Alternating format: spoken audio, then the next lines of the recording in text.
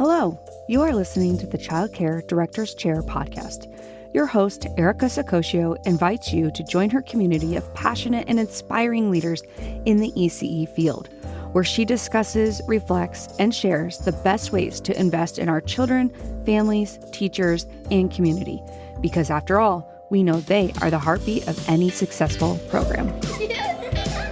Hey guys, it's Erica Sakosio here with the Childcare Director's Chair podcast. I am so happy you tuned in today. Let me tell you, I cannot even describe the feeling I have in my heart for how often you guys are showing up for me. And I'm going to keep bringing on the best guests that I can. Today, I want to talk a little bit about legacy, and I wanted to share a quote. And it says, "The greatest legacy we can leave in early childhood education is the imprint of our values and vision on the next generation." So today we're going to explore how you, a leader in ECE, can craft a lasting legacy that shapes not only your center, but our field as a whole. And I think now more than ever, we need that. We need some folks to start standing up because our industry is definitely going through a flux. So I would like to invite you to our show. And oh my goodness, Anisha, is that how you say it? I don't want to say it wrong. No, you're good. Anisha, you're good. You got it. Angela? Anisha, Yeah, Angela. perfect. Anisha, Angela, you probably know her. She is a early childhood education coach. She is a speaker. She is all the things fabulous with early childhood education. And we are so excited to have her on the show. So welcome to the show. Thank you so much, Erica. I am so excited to get talking with you and get into the nitty gritty. I have already heard a couple of, your sessions and your conversations. I just know that this platform is just exactly what childcare directors and leaders are needing. So thank you for having me. Oh, thank you. So tell us all how you came into this field. What drove you here? Well, you can give us the short a while version. Yeah, it's a while back. So let's see. Well, you know what? I've always had a love for children. That's what brought me. And I think that's what brought a lot of us here, right? There was a love and excitement for teaching and being around children. So that's what drew me in. But what kept me was just the impact that we make. And we'll talk a little bit more about that, throughout the session, all that great stuff. But just the impact that you make when you are in a child's lives, it takes a village, right? To take care of a child. You're a part of that family as well when you bring children in and you're a part of their lives. So I think it was just that feeling of being a part of a community that is raising and supporting the raising of children that really just kept me here in the field. But it was that love of just teaching. That was what it is for me. Yeah. So, it's funny. I didn't know I wanted to be a teacher.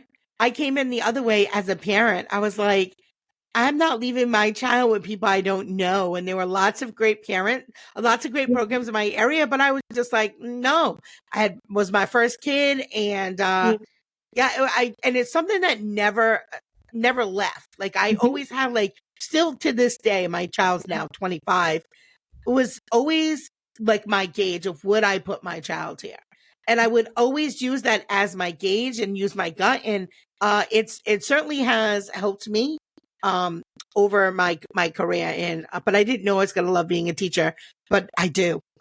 I do. I really do love it. I'm an on-site owner. That's how much I love it. And it's a journey though. It's definitely a journey for sure. So tell me what do you think a legacy leadership, what does that mean to you in the context of early childhood education? We're just throwing it around, but we want people to know what does that mean to you? Yes. Okay. So the word legacy within itself, it means, you said it yourself in that quote. It's that imprint, it's influence, it's just impact that you make on people. So that's what a legacy is. Now, in the context of early education and in leadership, it's big. It's huge. The work that we do, especially as leaders, we are leaving an imprint and an influence on those within the ECE community. So on a leader's perspective, that's leaving an imprint on the educators, We are empowering them to be the best version of themselves so that they can show up and be the best version for the children. So we're doing that, and we're creating a legacy in that way. We're creating a legacy through the families that we support, the families that walk through our doors that come in really confused. They don't know where to start. They don't know what to do, but they come in feeling like they're at home and that they can leave their little ones in our care, and they remember that. So that's a legacy. So leadership legacy, and just leaving a legacy behind, is you thinking to yourself, outside of the day-to-day things that I do, what impact and what feeling do I want to leave with people at the end of the day? When I say I'm going to put my hat up, whether it's, legacy doesn't always have to be like the big, D word where you die or anything like that. It could be, but it's not always that. It could be maybe you move from one position to another center to another. What is the impact, and how do you want people to feel when they have left your presence? And I love having this conversation, not even just with leaders. I have this conversation with educators as well, because they're doing legacy work as well. And it's so great, because when I ask them a thing about the people that have left a legacy in their lives, they have some amazing stories of people that have left things that they use even today. So then I challenge them to really reframe the way that they look at their everyday work, and really say, okay, I'm not just here taking care of children or taking care of a center or running a program. I'm actually leaving a legacy behind that people are going to remember. So that's what legacy work is, just looking at our role as leaders on a bigger scale, because we are a big deal. Yeah. I when I think about leadership too, I want the folks who maybe aren't titled, don't have a title. I want you to know that you don't need a title to be a leader. That is so important. I want people to really understand that, no matter where you are in your journey. And one of the things that we really try to instill in the children in our program is that they can be 3 years old and still make an impact on their community. That's it. And I'll give an example. So when we do tours with families, we talk about, yes, academics is important, but being a good person is equally important. And that is the message of our program. And so we grow leaders from the age of, 2, 3 years old, up into, like you said, the ranks of your teachers, moving from a teacher to an assistant director, to a director, to a childcare owner, or whatever it is that's in their heart. Maybe it's they leave your program, they go to a charter school, like it's whatever's in their heart. But that impression that you make, that impact, when people remember you. I still have kids that come visit, and that are like, oh my God, you're my favorite teacher. And I have some of their kids. I mean, talk about a legacy. I'm watching kids of kids that I had, right? But, I want everybody to feel inspired after listening today to this podcast, that everybody can be a leader and everybody can leave a legacy regardless of your title. So that's what it means to me, in early childhood education. We really want to empower our little folks, because we talk about a legacy.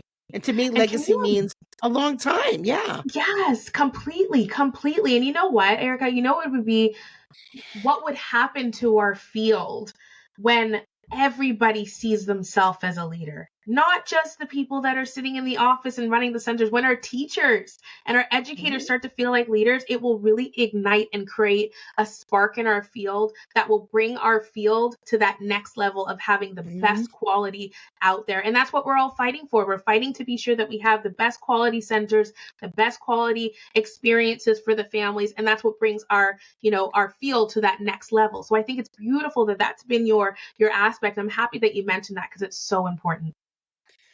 So you and I clearly are already jazzed up. It's like 5:30 in the afternoon. We already did our whole day. But for those folks who are like, I just am not quite that ignited yet. I want to ask you, as our early childhood coach, what do you see? What do you think really makes people be hesitant to see themselves in that way? What is that barrier? You know what? There's a long list, but I think the biggest thing is just society. Society doesn't make us feel very great about what we do, right? We're consistently proving, I'm in Canada. I think you're in the US, and it's the same issue. We're proving to society that we are important. The work that we do is the foundation of education, foundation of life. And it gets extremely tiring trying to prove that. So I can see where educators and leaders get to a point where they're like, if they don't see it, why do I, right? And it brings you to this thought process and to the space where you start to diminish, the work that you do. And that's why I love being the early childhood coach, because I like to breathe that right back into them to remind them that their work is just so important. Like, I think the best, I thought it would have been the greatest example, but that's a conversation for a different time. But COVID, when they shut all the daycares down and they had all of these rules and regulations, and what did they have to do? They had to open them right back up again. They had to open them up because society could not move without these early educators and these programs. So, this is how we should feel, but I understand. I understand why they don't see their work as legacy building, is because we're constantly being diminished and looked at as babysitters and those that are not important and just the afterthought. So I understand, but I really hope, as you mentioned in this conversation, they'll start to look at their field and what they do every day just a little bit bigger, because the impact is just so extreme. Yeah. And I think right now the open invitation is there because the conversation is finally happening, right? There is not one news channel, not one newspaper you cannot open where they're not talking about early childhood education. And they're going to use different terminology in different segments. They'll call us a daycare, a childcare, early learning center, depending where you are.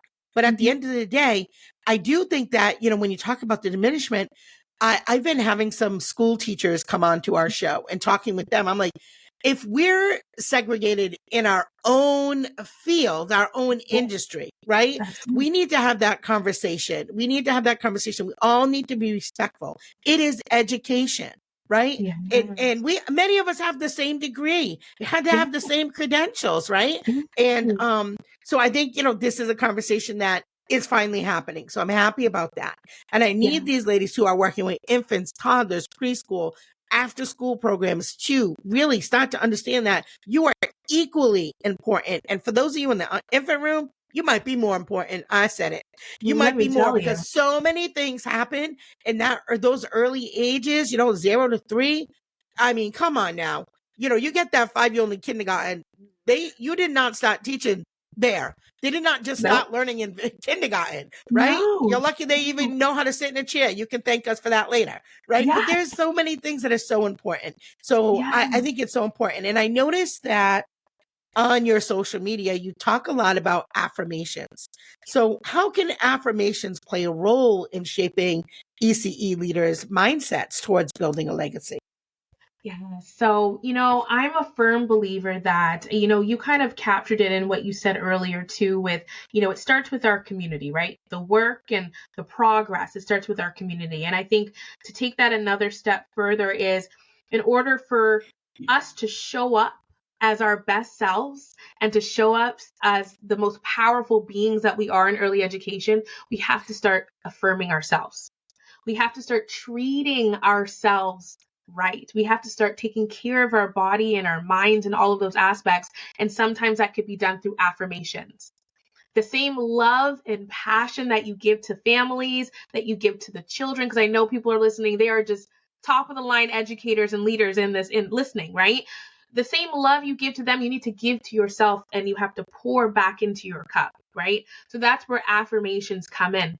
By you saying things to yourself to affirm yourself that you are an amazing individual making impact every day. But it really starts with you doing that for yourself first.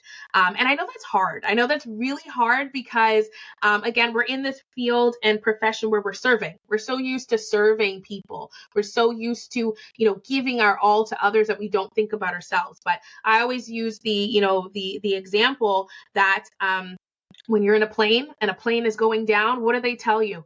Do not put on somebody's life vest or little oxygen chant first. You have to put yours on first in order to help the people around you. So if you don't take care of yourself, you don't affirm yourself, you don't feel great, you're not going to be able to continue the powerful work that you're doing. So affirm yourself and use, I love daily affirmations, and I have these little cards that I give out at my sessions and stuff like that, just to remind them. And sometimes it's just a great reminder that we need that, we're amazing individuals.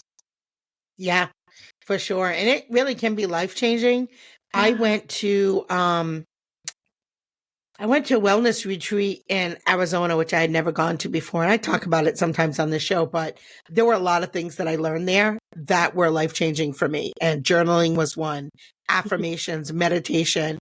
And it all sounds so woo woo, but I promise you, once you put it into effect, it does change the way that you view things. Maybe it doesn't change the world, but it changes you, the way that you see things and the way that you handle the constant daily stress of what we do, or negativity or drama, or like you said, all these like voices coming at you. You lost my kid's sock, like all those things. It helps you respond differently. And the folks that are around me all the time, like, God, like, you really did change. And it literally it was 7 days and it just changed all my daily habits. So I love it. still a work in progress like everyone else, but We're this human, right? podcast is my therapy here. Is where I talk about all my things that I hold it in, I let it out, right? So can you share a personal experience where you realized the impact of your leadership on ECE? Stay with us. We'll be right back. Have you been wondering how to quit your job and start a business? I'm Shannon Russell, career transition coach and host of this new limited series podcast called How to Quit Your Job and Start a Business. This 20-episode series walks you through step-by-step how to go from employee to entrepreneur. Plus, I have a free workbook designed to help you take action while you listen. Go to secondactsuccess.co/listen to grab this free tool. I can't wait to share it with you. Wow. I think the beauty of our journey in early education is you have many moments like that, right? You know, for me, it starts with, a family coming up to you and telling you, I was going through a really rough patch, and through your support and your care of my little one, I was able to deal with that, or in a leadership position, you are pouring into a staff and you're like, you can do it. You got this. You can try it. And they finally get it and they say, thank you. I'm happy that someone was able to see that. Or even in my now, as I, travel all over to do speaking engagements and I coach and all that stuff, and getting off the stage and that person saying, you know what, Anisha, that message that you had for me, I needed it so badly. I was at the end of the rope when it comes to, I just wanted to leave the field. I wanted to leave the field. I didn't want to do it anymore, but your message came so timely. Those are the moments that really puts back into you and pours back into you and reminds you of your why and brings you back to what your legacy is going to be and what your legacy is shaping out to be as you go. So I would say that I've had many moments, basically, to answer your question. Yeah. Without going down the list. No, that certainly I can relate, because that's how I feel about our show here. I will have listeners from all over the country inbox me and say, thank you for talking about this topic, or wow, that really like impacted the way that I thought about things. So, and then that fuels you, right? That fuels you too, right? So it's a reciprocal relationship, because you feel so great when you can give of yourself. It's almost, it's a gift to be able to give, so I love that. What are some common challenges that you think ECE leaders face when they're trying to build a legacy, and maybe how can we overcome these challenges? Right now I have a leadership certification program that I run at the ECC here, and we get to have a lot of conversations. I think my favorite thing about the program is it's live coaching with me. And I think one of the things that they find that is such a struggle is that they're being pulled in so many directions as a leader, right? They're being pulled in so many directions, and you always feel like it's not enough. No matter what you do, you feel like you're giving 100%, but it's still not enough. And when you get down that road of constantly feeling like that, it starts to kind of diminish that legacy talk a little bit. You're feeling like you're just going day to day doing what you have to do. And I think a lot of the times that's what happens with leaders, that they're being pulled in they're juggling so many things, being pulled in these directions, and it just pulls them farther away, from, their why. Right. And I always say that every educator has a why and every leader has a why, and their why is usually embedded in something that they've been through that makes them feel like, leadership is for me. I want to try this. But as time goes on and the chaos of being a leader and being pulled in all these directions, it kind of makes them take a step back and almost forget, their impact and what they're doing. So that's one of the main things that I'm hearing a lot of, and just feeling underappreciated. I think our field altogether, we all feel underappreciated. Add a layer of leadership on top of that, it's too much sometimes. So I feel like those are the main things that I've heard. And when you start to feel like that, you start to really question, the impact of your work when those things happen. Yeah. It's almost like when I'm talking to you, it's like I'm talking to some of my directors, because that really is truly, what I hear on a regular basis. So one of my favorite stories, have you heard of the story of the geese? I don't think so. No. So I'll do a real quick summary, but it makes me think of that, right? So the story of the geese is basically geese fly together in a V, and it cuts down the share of the wind. And it's not always the same goose that is in the front. They take turns.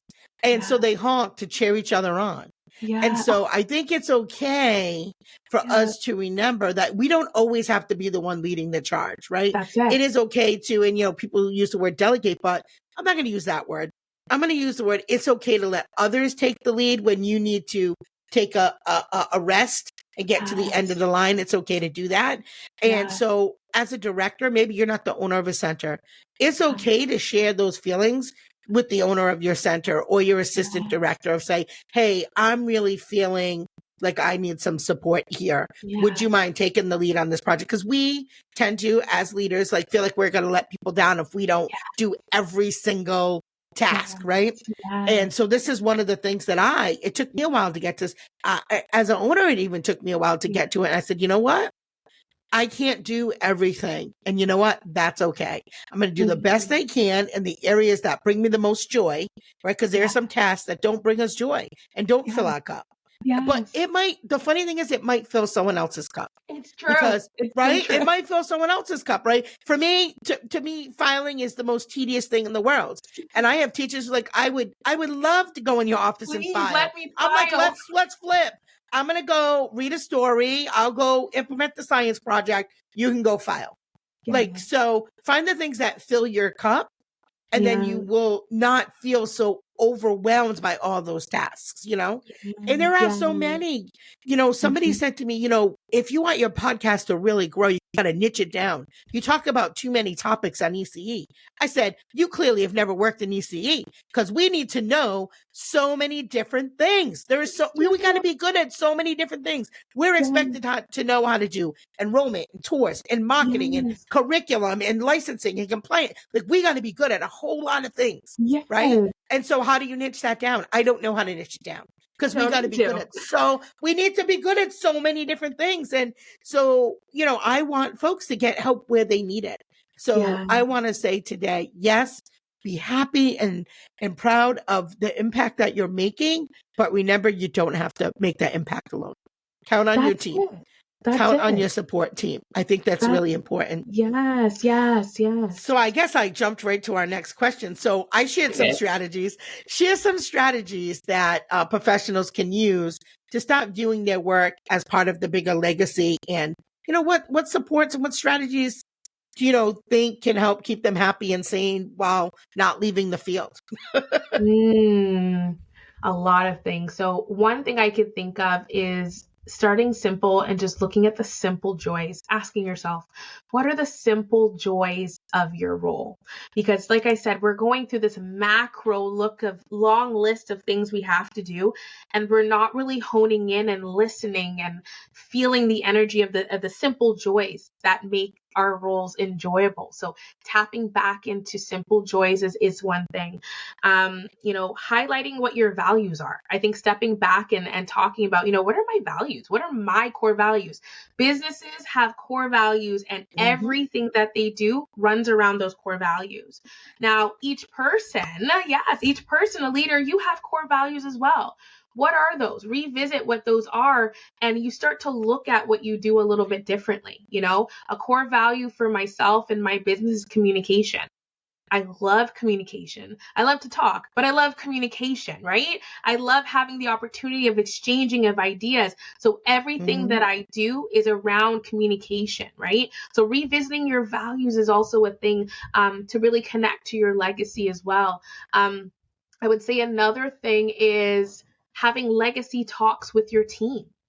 So having the verbiage and conversations around what is a legacy? What does that mean to you? Right? And having those bigger conversations with your team and your community so that, everybody's on the same page of having those conversations, and we can support one another. Anisha, your legacy is this. I'm seeing you work on your legacy, Anisha. I'm seeing you work on your legacy, Erica. That's some good stuff. I love it. So building a community and having those conversations. So those are just a couple of examples. I think primary is just sitting down and thinking to yourself and reflecting, what legacy do I want to leave behind? That's first over anything. How do you want people to remember you? How do you want people to feel when they think of you? I do a keynote about, cultivating a legacy, and I'm a person that likes to walk around with a mic. So people love it and people hate it at the same time. They hate to see the mic coming their way, but there's always an opportunity for them to share. And it's so beautiful to see the last session I had. They would share who has left an imprint and an impact on their life. And they were sharing about people that were actually sitting in the room with them. So people like their supervisors, their managers, their people, and tears are going because you don't realize that you're just doing your everyday job and you don't realize. So I think also just sitting back, having the conversations and reflecting on what legacy building is where we start for sure. I love that. So that gives me a nice little segue to, because as you said, people were sharing about the impact that their managers made for them. So let's talk about what ways can people provide mentorship and professional development to contribute to creating a long-lasting impact in ECE. I think it's first viewing mentorship as leaving a legacy, because I feel like a lot of us, because we have so much to do. So when we think about taking on a student, we think about taking on somebody to onboard or whatever the case may be, you're thinking, oh my goodness, like another thing to do. But I think one of the main things is actually flipping that and thinking of mentorship and having the opportunity. It's not a task anymore. It's an opportunity to mentor somebody is leaving a legacy. I always talk about passing the baton. That's what it is, passing the baton. Being able to share your knowledge, your expertise, your ups, your downs, the realness, the rawness of early education, because I don't think there's any beauty in giving all the pretty stuff only. You have to give them the raw stuff too.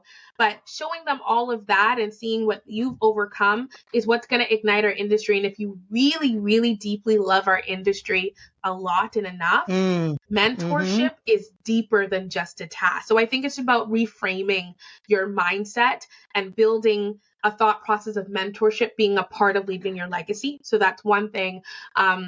And I think when it comes to professional development is, once you realize, this is something I want to work on. I want to get stronger here. I want to get, more versed in this area. Going to professional education to do that, to make yourself stronger, is a big part of that too. So I think the mix of that is basically, where we're at for that. But it's just reframing your mind and just looking, if you love this field as much as you do, you got to pass the baton. If you want it to keep going after it's all said and done, you got to pass the baton. Yeah, I love that. So, and I think, well, I also love to communicate and like to talk, as you can tell, which is why I release podcasts literally daily episodes. Okay. That's how much my kids tell me I'm obsessed with ECE. And I say, you could be right. But when you think about mentorship too, one of the things that I think is always so important is when you send folks to professional development, that's all great. Do not just take that paper and put it in a binder, in a file, whatever, to meet the requirement. This is where the mentorship comes in. After your staff come back from that conference, sit down with them during their one-on-one. What did you learn? How are you going to implement it?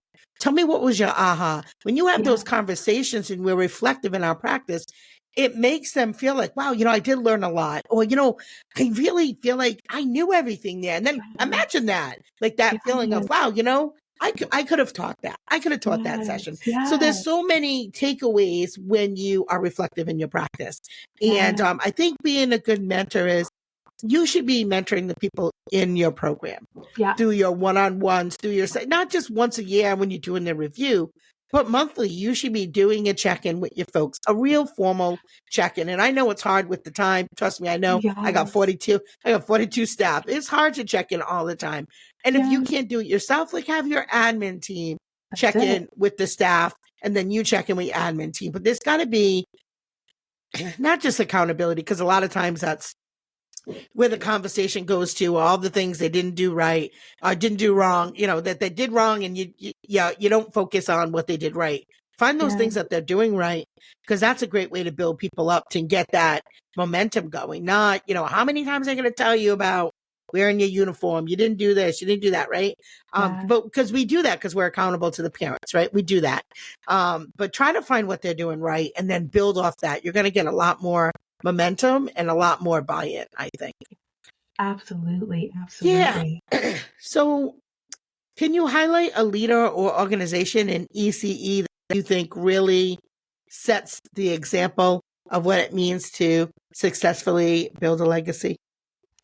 I'm going to be a little bit selfish here and actually kind of big up a little bit of my early childhood coach. So it's not just me that works in my brand. I actually have 6 other people that are actually early childhood educators that work in my brand. So every one of them all come from a different lens of early childhood. So I have one person, she's my infant expert. She does all the workshops and professional learning and coaching about, infant. I have one of my advisors that is my kindergarten program expert, and she talks about that. But I would really love to take a moment to really, really acknowledge them and the work that they're doing in this brand and also in the community, because they were proven really great leaders. And now they've taken this next step with me through the early childhood coach and now building a community of even more leaders through our brand. So I think watching, because they work for me on the sidelines, but they also have full-time jobs as well. So they're juggling both and they're doing amazing things in the field. So definitely, I would say, just to honk my horn a little bit, my team, they're also really, really awesome. I'll say to add to that, as I mentioned before, Erica, I have an early childhood leadership certification program that I run. And, I have met and coached with quite a few leaders through that program. And I would say they're remarkable as well. The ones that I've met, the ones I've come in contact with are so remarkable. I think listening to them, wanting to grow and be better leaders is great. That's why they're in the program. But I think they don't really understand the impact that they've made already in the work that they're doing, right? So, those that I've worked with, which is great. I can go on forever, as you can see, but there are a lot of leaders. There's a lot of people doing amazing things. You're an amazing leader doing amazing things. Like, the list goes on forever. Yeah. So I think, the advice, like you said, there's a plethora. I think the advice from this podcast would be plug in, find a person, a mentor, a colleague that really speaks to what it is you're trying to do, going back to your core values, and plug into the community. I think right now we all need to pull together. We need to be one voice. And the voice needs to have the same message. And it's, what do we need to survive as an industry? What can we do to make that impact? I want to just say this. This is a statistic that I want to throw out, which is a little off target, but at the same time, I think it ties it together. So 98% of childcare businesses are owned by women and driven by women. And we love our male educators. Let me tell you, I love you, love you, love you. We need you. But the statistics right now in today's world, it's like 98%. Of that, more than 50% of those businesses are owned by women of diverse backgrounds. It's very important to me as a small business owner. It's taking off my education hat. It's very important to me that this industry keeps the diversity in the face that it has right now. And so I need all of us to raise that voice because we're not shy. There are a lot of leaders. And so we do need to come together through a variety of ways, connect with people. I mean, we're not even in the same country. All right. No. And we're having this conversation. This is a global thing, really, global. And we're all in different different places, but we all need to work together, because every headline is on this topic right now. We have the means to make a difference. We have the means to use our voice. The platform is there. Finally, right? We're having these real conversations about early childhood education and what they mean to our communities, our families, our teachers, our economy, all of the things. It's very, very connected. And so there's a lot of legacy builders out there. And if you're listening, I know you're one of them. So please, please, please, please, please do whatever you feel like you can outside of the four walls of your center. Advocate, get connected with your advocacy agency in your state, in your country, wherever you feel like you can make the biggest impact, right? I think it's important. So tell folks, before we wrap up, because I know you got your leadership session in a few minutes, tell folks a little bit about how they can learn more about affirmations to reinforce their commitment, or, if you have any favorite affirmations you want to share. Oh, I have a lot. Well, I think the beauty of affirmations is there's no specific affirmation for one person. It's all built. I could show somebody an affirmation and it may be like, oh, that's sweet, that's nice. And for some person, they're like, oh my goodness, I'm writing this down, right? So it's about finding the affirmation that speaks to your heart, that speaks to your soul, that speaks to where you want to see yourself. It could be as simple as just going on a Pinterest look and looking up affirmations on that aspect. I know for my team, we post a lot of them in our Facebook groups and stuff like that, and we just hope that somebody grabs. But the affirmation that I walk around with, I usually bring a little card with me, is that early childhood educators and leaders are the foundation of our world and our society. I love that affirmation because it just shows you the impact, no matter where you are in this field, of the work that we do. So society cannot move without us. And it really just weighs on you heavy because you realize your work is not just changing diapers, is not just transitions, is not just classrooms. It's basically building our tomorrow leaders, our doctors, our dentists, our teachers, our whoever the children want to be when they grow up. We're building our society that we might not even get to see. We won't even get to see that part of society, right? But we're a part of that. So I'd say that would be the affirmation that I would share, but I definitely feel if somebody wants to get into affirmations, just go and look for the ones that feel deepest to you. I always tell people, write it down somewhere, put it on somewhere on a board in your office where it's always in your face, but really just connect with the one that connects to your soul. Okay. And I know you're a speaker, and as you said, you're a keynote and so forth. Who is your favorite speaker and why? Oh. In the ECE, does that have to be in the ECE? It doesn't have, no, okay. It does not. All right, okay. Who really speaks to you? It's so funny because, so I'm a Brene Brown fan. I love myself some Brene Brown. She didn't start out as like a huge speaker. She was an author and, she did that other work, but, her topics just sit so well with me. Who else? I like some Tony Robbins. Tony Robbins does it for me too. He gets you out of your seat and thinking that motivation. I have a long list, but I would say those two really stick out to me. I'm sure I have more, but I feel like I'm getting stuck on it. But don't be stuck out there. I wish I could think so of off more. top. She's like, you did not prepare me for that question. I like to spill the tea on this show. My absolute favorite, and it's so funny because, when you think EC, you think unicorns and rainbows and little vests and little tote bags. But sometimes we can be really, really, fierce. That's the word I'm going to use. We can be fierce and tenacious, especially when it's, caring about people and things that we love. Yeah. My absolute favorite is E.T. And I love E.T. not because he swears, but I love E.T. because I'm older. We're almost the same age.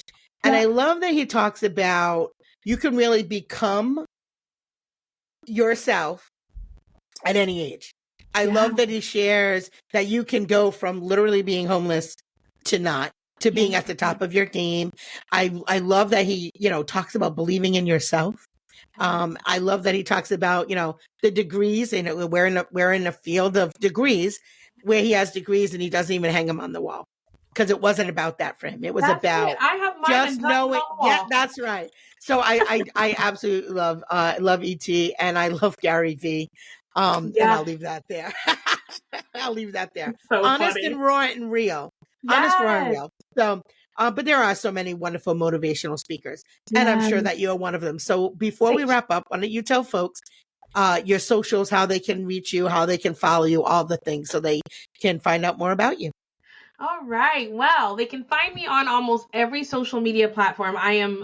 If they start one more social media platform, Erica, I won't be able to keep up. But I am on TikTok at anisha.theecc, as well as Instagram and Facebook, also anisha.theecc. Collectively as well, we have an ECC community page on Instagram called the ECC.community. So you can find us on Instagram, TikTok, Facebook, and all of that great stuff. You can definitely connect with us on our website, anishatheecc.com, and that's where you'll be able to see lots of details about our team, about our keynotes, about our coaching and consulting and all of that great stuff. YouTube. We're on YouTube. I don't really post on it a lot, but we're on YouTube too. If you want to find us over there, Anisha the ECC. But yeah, just about anywhere. Just type in the ECC or Anisha, and you'll be able to find us. Awesome. Thank you so much for being such a great guest. For those of you who are still with us, I appreciate you so very, very much. As you know, we are on YouTube and we do post every day. So hit the subscribe button. It really helps us bring on wonderful guests. We're going to keep showing up every day. You keep showing up. We're going to keep showing up. I love ECE. And remember, it's the little details that make a big difference in the impact of the success of your childcare business. Thank you so much for tuning in. And as always, have a great day. Well, all the cute little kiddos have been picked up and it's time to go home. And that'll do it for another episode of the Childcare Director's Chair. Please leave a review so Erica knows the information is helping you to manage and improve your childcare centers. Remember to subscribe to get the latest episode from Erica's Childcare Director's Chair.